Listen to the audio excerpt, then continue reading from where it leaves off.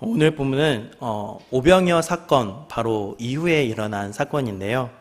먼저 이 사건에 대한 교훈을 생각해 보기 전에 이 사건 자체로 먼저 함께 들어가 보면 좋겠습니다. 그래서 한 구절씩 읽으면서 좀 더 자세하게 오늘 본문 말씀을 살펴보도록 하겠습니다. 먼저 14절 말씀을 보시면요. 오병이어로 5,000명을 배불리신 예수님의 기적을 목격한 이 유대인들의 반응을 살펴볼 수 있습니다. 여러분, 예수님께서 광야에서 오병이어로 5,000명을 먹이셨습니다.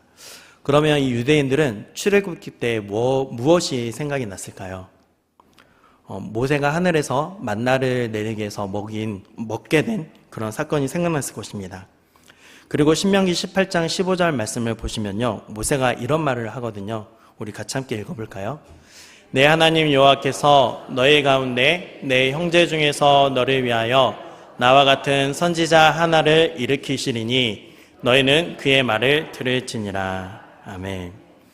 그러니까 우리는 이 유대인들을 생각하면 다윗왕과 같은 사람이 일어나서 이 로마의 속박으로부터 우리를 벗어나게 해줄 것이다 라고 생각을 하는데요. 사실은 이 유대인의 메시아 사상 중에 이 모세와 같은 그런 선지자가 나타나기를 기대하기도 했습니다. 유대인들이 이렇게 생각을 하다 보니까 맞아, 모세가 이야기했던 그 선지자가 바로 이분이신가 보다 라고 생각을 하게 된 거죠. 여러분, 그러면 어떤 기대를 가질 수 있을까요? 모세가 애굽으로부터 이 이스라엘 백성들을 구원했던 것처럼 이 예수도 로마에서 우리를 해방시켜 줄 수 있을 거야, 그런 기대를 가졌겠죠. 그래서 그 무리들이 예수님을 왕으로 삼으려는 움직임을 보이고 있었습니다. 15절, 예수님은 그들이 자신을 메시아로 선지자로 해석하는 그 동기를 알고 있죠. 무엇 때문에 메시아로 자신들의 왕으로 삼으려고 했습니까? 떡을 먹었기 때문이죠. 그러니까 이분을 왕으로 세우면 이제는 우리는 먹을 것이 걱정이 없겠다. 예수님을 이렇게 물질 문제나 해결해 주는 그런 메시아로 본 거죠. 이것을 아신 예수님이 유대인의 눈을 피해서 산으로 올라가십니다. 그런데 올라가시기 전에 제자들에게 이렇게 말씀을 하시는 거예요.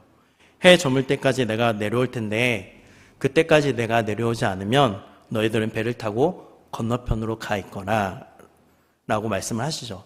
그리고 예수님은 산에서 기도하셨습니다. 16절, 해가 저물었는데도 기다리던 예수님이 아무리 기다려도 내려오질 않으시는 거예요.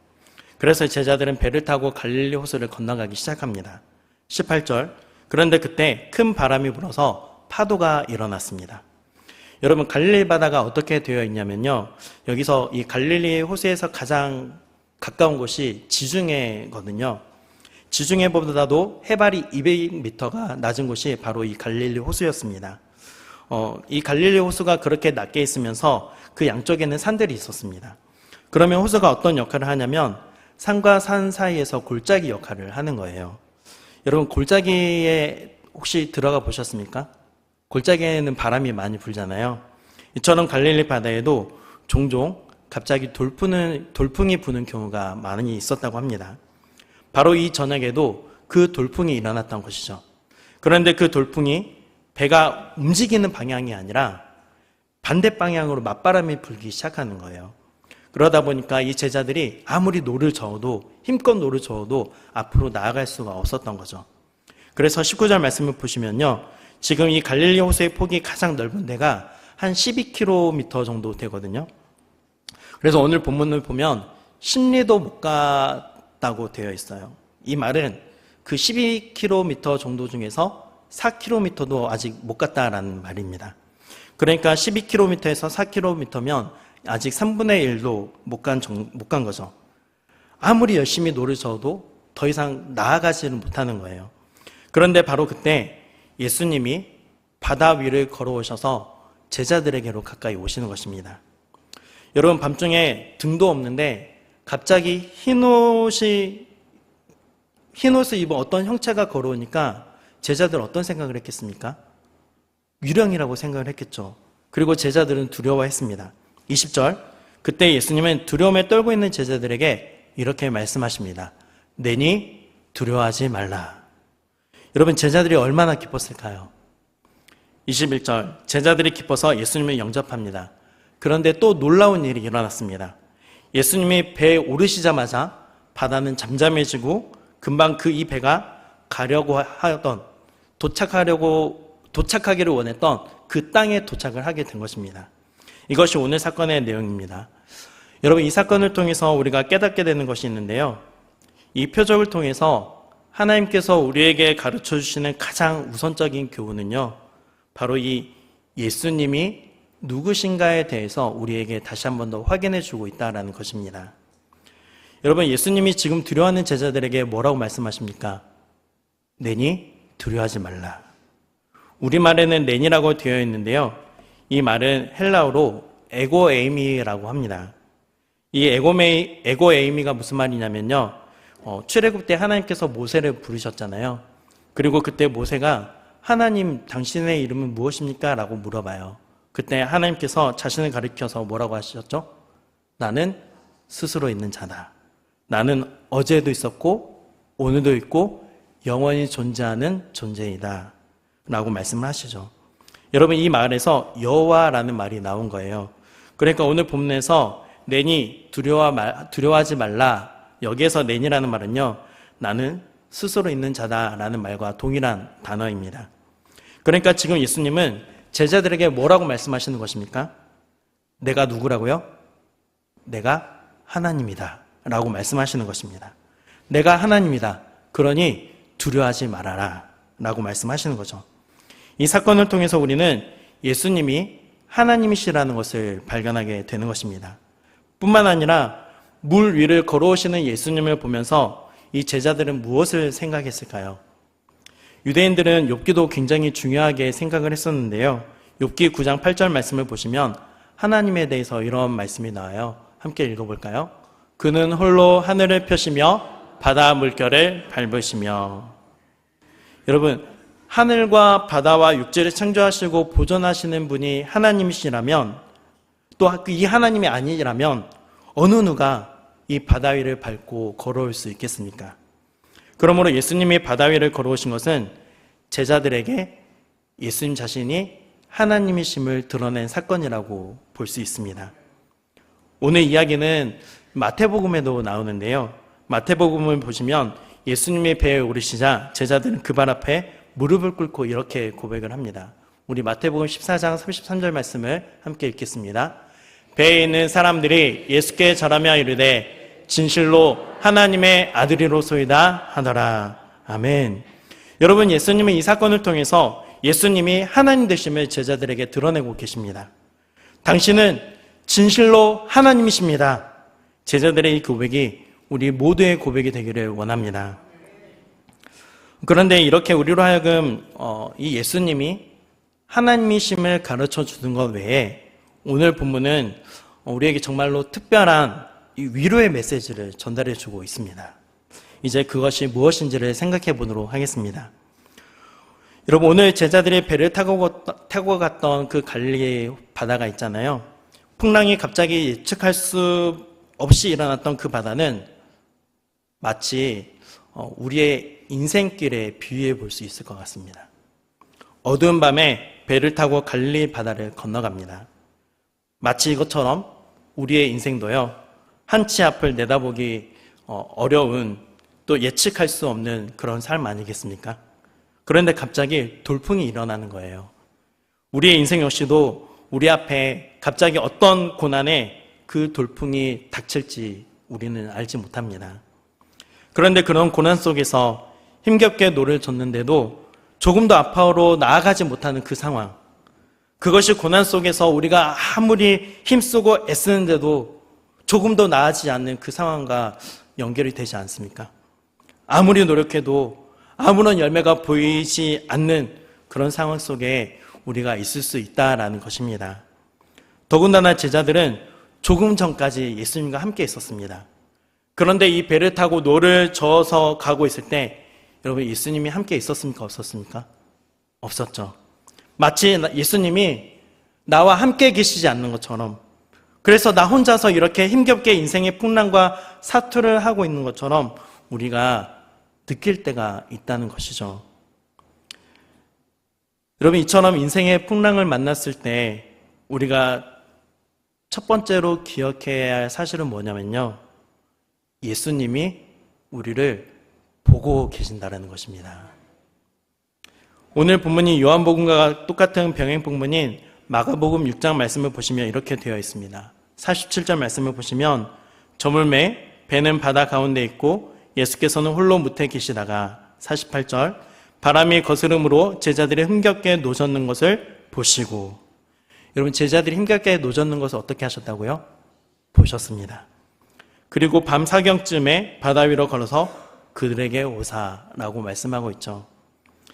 예수님이요, 요한복음에는 나타나지 않았지만 제자들이 힘겹게 노젓고 있는 것을 보고 계셨습니다.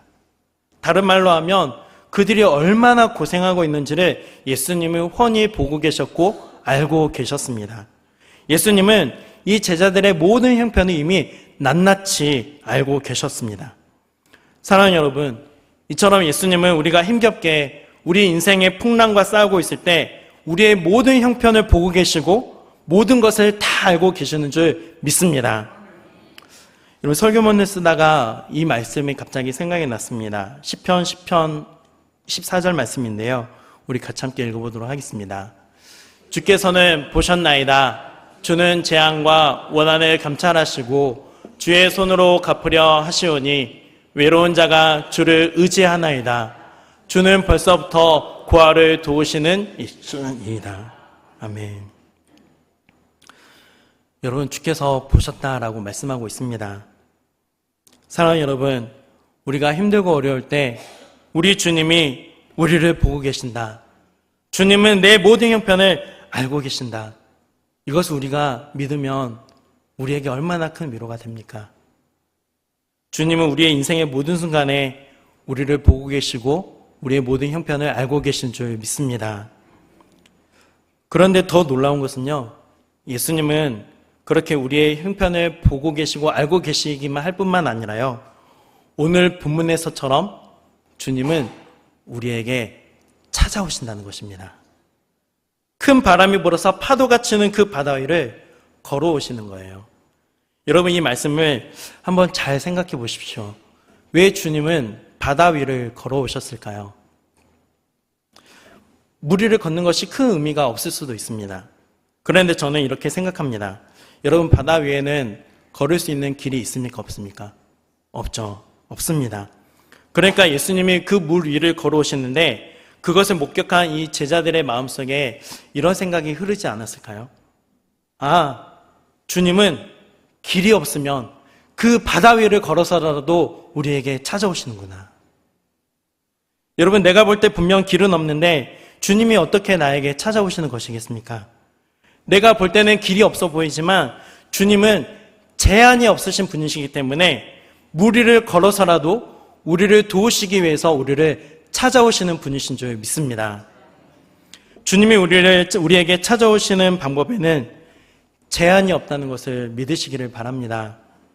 그러므로 우리 예수님이 우리와 함께 계시지 않는 것처럼 느껴질 때 우리는 꼭 기억해야 되겠죠. 주님은 반드시 우리에게 찾아오신다. 그래서 오늘 본문 요한복음 6장 17절 말씀을 보면요, 배를 타고 바다를 건너 가버나움으로 가는데 이미 어두웠고 예수는 아직 그들에게 오시지 아니하셨더니 라고 기록되어 있습니다. 여러분, 이 말씀을 잘 보십시오. 얼마나 귀한 말씀입니까? 예수님이 나와 함께 안 계시는 것이 아니라요, 아직 나에게 오지 않으셨다. 그러면 예수님은 오신다는 말씀입니까? 안 오신다는 말씀입니까? 오신다는 말씀이시죠. 여러분, 요한복음 14장 18절을 보면 이렇게 기록되어 있습니다. 우리 같이 함께 읽어보겠습니다. 내가 너희를 고아와 같이 버려두지 아니하고 너희에게로 오리라. 한 번 더 읽겠습니다. 내가 너희를 고아와 같이 버려두지 아니하고 너희에게로 오리라. 아멘. 사랑하는 여러분, 주님은 절대로 우리를 고아와 같이 버려두지 않으시는 줄 믿습니다. 주님은 우리를 찾아오십니다. 그리고 우리를 도우십니다. 그런데 오늘 보면 또 6장 20절 말씀을 보시면 주님이 찾아오셔서 바람과 파도를 잔잔하게 하시기 전에 제자들에게 하시는 말씀이 있죠. 무엇입니까? 내니 두려워하지 말라. 여러분, 예수님이 이 말씀을 하실 때 아직 파도가 뱃전을 때리면서 제자들의 몸과 마음을 온종일 흔들어 놓고 있었습니다. 그런데 예수님이 그때 말씀하십니다. 두려워하지 말아라.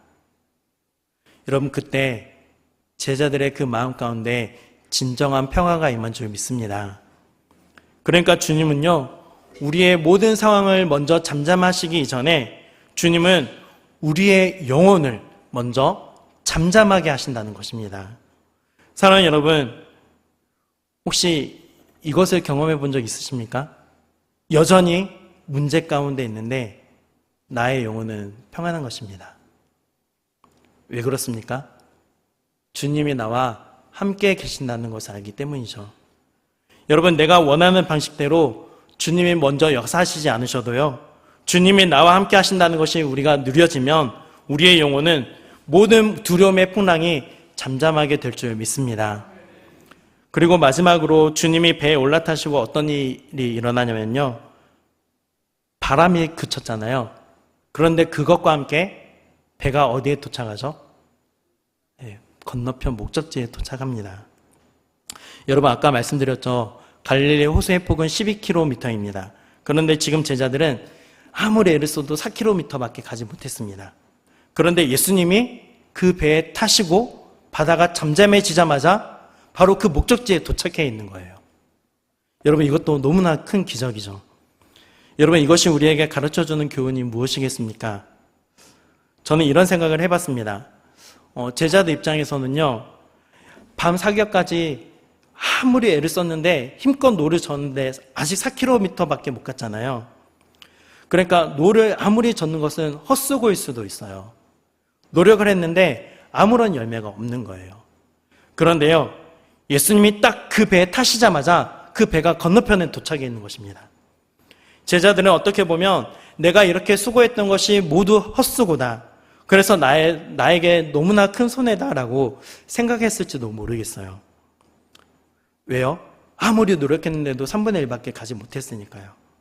그런데 예수님이 배에 올라타시자마자 건너편에 도착하는 것입니다. 이것은 제자들이 손해를 봤다는 말입니까? 안 봤다는 말입니까? 안 봤다는 말이죠. 사랑하는 여러분, 갑자기 이 장소에서 저 장소로 옮겨지는 이 기적은 우리에게 없을 수 있습니다. 하지만 이 기적을 행하신 예수님이 우리에게 가르쳐 주시는 것은요, 너 절대 손해보지 않을 거야 입니다. 우리 옆에 분에게 이렇게 인사해 볼까요? 결코 손해보지 않을 것입니다.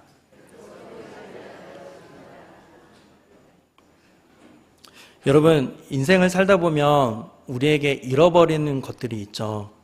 그런데 우리가 한 가지를 잃으면요, 주님은 반드시 또 다른 것을 얻게 하시는 줄 믿습니다.